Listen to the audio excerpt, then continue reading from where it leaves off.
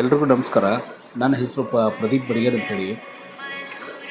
ನಾನು ಹೇಳೋದಿಷ್ಟೇ, ಏನಂದರೆ ಇವತ್ತು ಭಾರತದಲ್ಲಿ ಭಾರತ ಸ್ವತಂತ್ರ ಆದ ಮೇಲೆ ಭಾರತವನ್ನು ಹೆಂಗೆ ತುಳಿಬೇಕು ಅಂಥೇಳಿ ಪ್ರಯತ್ನ ಆಗ್ತಾಯಿದೆ. ಅಂದರೆ ಅದು ಎಷ್ಟೋ ಜನಕ್ಕೆ ಗಮನಕ್ಕೆ ಬಂದಿಲ್ಲ.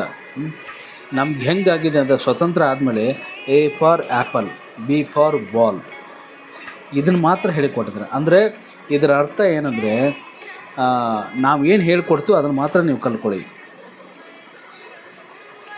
ಇವತ್ತು A for apple, B for ball ಅಂತ ಹೇಳ್ಕೊಡುವಂಥ ಯಾವ ದೇಶದವರು ಅವರು ಇನ್ನೂ ಅವ್ರ ಸೃಷ್ಟಿಯಲ್ಲೇ ಹುಟ್ಟಿರಲಿಲ್ಲ. ಆವತ್ತು ಭಾರತದಲ್ಲಿ ಗುರುಕುಲ ಇತ್ತು, ಗುರುಕುಲಗಳಿತ್ತು. ಗುರುಕುಲ ಅಂದರೆ ಬುದ್ಧಿವಂತರ ಹೋಲ್ಸೇಲ್ ಪ್ರಾಡಕ್ಟ್ ಅಂತ ಹೇಳ್ತಾರೆ. ಆ ಗುರುಕುಲ ಇತ್ತು. ಯಾರು ಇವತ್ತು ನಮ್ಗೆ ಎ ಫಾರ್ ಆ್ಯಪಲ್ ಹೇಳ್ಕೊಟ್ರಲ್ಲ, ಅವರು ಹುಟ್ಟೋಕ್ಕೆ ಅವ್ರ ದೇಶ ಅಲ್ಲ, ಅವ್ರ ಜನ್ಮ ಹುಟ್ಟೋಕ್ಕಿಂತ ಮುಂಚೆ ನಮ್ಮಲ್ಲಿ ಗುರುಕುಲ ಇತ್ತು. ಹಾಗಾಗಿ ನಮಗೇನಾಗಿದೆ ಅಂದರೆ, ನಮಗೆ ಬರೀ ಸ್ವತಂತ್ರ ಆದಮೇಲೆ ಭಾರತವನ್ನು ಒಡೆದು ಹಾಕುವಂಥ ನೀತಿ ಶುರುವಾಗಿದೆ. ಸ್ವತಂತ್ರ ಸಿಗುವಕ್ಕಿಂತ ಮುಂಚೆನೇ ಭಾರತವನ್ನು ಒಡೆದು ಹಾಕುವಂಥ ನೀತಿ ಸಿಕ್ಕಿದೆ. ಏನೋ ಒಂದು ಧೈರ್ಯ ಅಂದರೆ, ಇವತ್ತು ಧರ್ಮಸ್ಥಳದಲ್ಲಿ ಆಗಿದೆ, ಹಿಂದೆ ತಿರುಪತಿಯಲ್ಲಿ ಆಯಿತು, ಅಯ್ಯಪ್ಪ ಸ್ವಾಮಿದ ಇದರಲ್ಲಿ ಆಯಿತು. ನನಗೇನೆಂದರೆ, 800 ವರ್ಷದಿಂದ ಮೊಘಲರು, ಡಚ್ಚರು, ಫ್ರೆಂಚರು ಎಲ್ಲರೂ ಆಡ್ರು, ಬ್ರಿಟಿಷರು ಎಲ್ಲರೂ ಆಡ್ರು. ಈ ದೇಶನ ಏನು ಮಾಡ್ಕೊಳಕ್ಕಾಗಿಲ್ಲ. ಅವರು ಬೇಕು ಅಂತ ಮುಂದೆ ಬಂದು ಹೊಡಿತೀನಿ, ಸಾಯಿಸ್ತೀನಿ ಅಂತ ಎದುರಿಗೆ ಬಂದೇ ನಮ್ಮನ್ನು ಎದುರಿಸಿದ್ರು. ಅವಾಗೇನು ಮಾಡೋಕ್ಕೆ ಹೋಗೋಕ್ಕಾಗಿಲ್ಲ. ಇವತ್ತು ಇವ್ರು ಏನೋ ಸಣ್ಣ ಪುಟ್ಟ ವಿಷ ಬೀಜಗಳನ್ನು ಬಿತ್ತಿದ್ರೆ ಇನ್ನೇನು ಮಾಡೋಕ್ಕೆ ಆಗಲ್ಲ. ಜಗತ್ತಿನಲ್ಲಿ ಒಂದೇ ಒಂದು ರಾಷ್ಟ್ರ, ಒಂದೇ ಒಂದು ಭಾರತ ಮಾತೆ, ಒಂದೇ ಒಂದು ಭೂಮಿ ತನ್ನ ರಕ್ಷಣೆಯನ್ನು ಮಾಡಿಕೊಡುವಷ್ಟು ಶಕ್ತಿ, 1000 ಪಟ್ಟು ಇರುವಂಥ ಶಕ್ತಿ ಭಾರತ ಮಾತೆ ಮಾತ್ರ.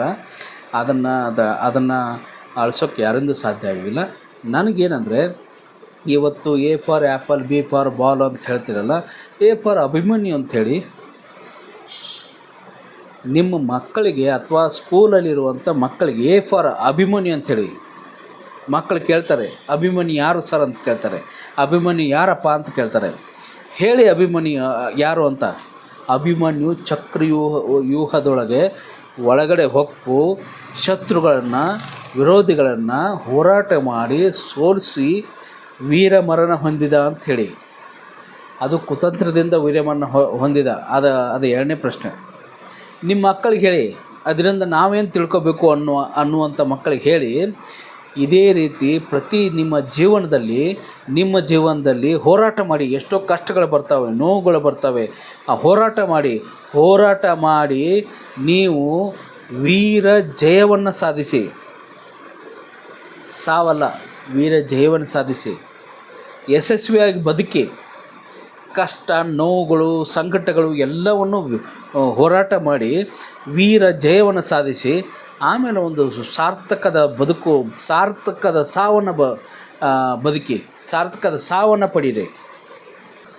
ಇವತ್ತಿನ ಜಗತ್ತಿನಲ್ಲಿ ಏನಾಗಿದೆ ಅಂದರೆ, ಮಕ್ಕಳಿಗೆ ನಾವು ಒಂದು ಮೌಲ್ಯತೆಗಳನ್ನು ಕೊಡ್ತಾಯಿಲ್ಲ.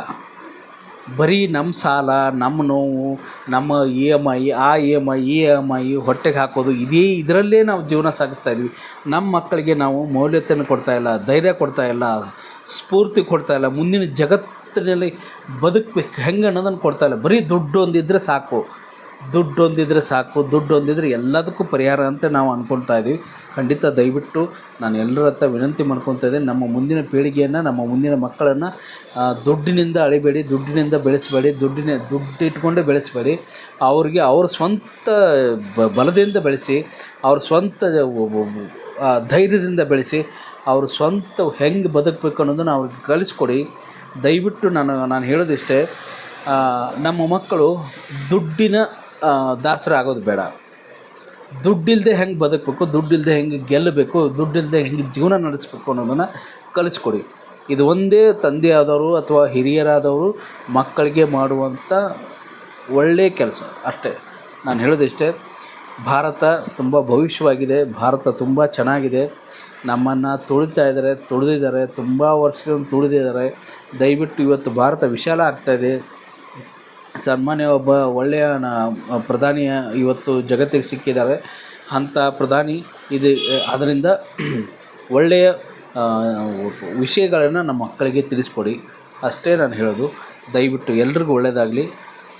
ಸರ್ವೇ ಜನ ಸುಖಿನೋ ಭವಂತಿ. ಎಲ್ರಿಗೂ ಒಳ್ಳೆಯದಾಗಲಿ.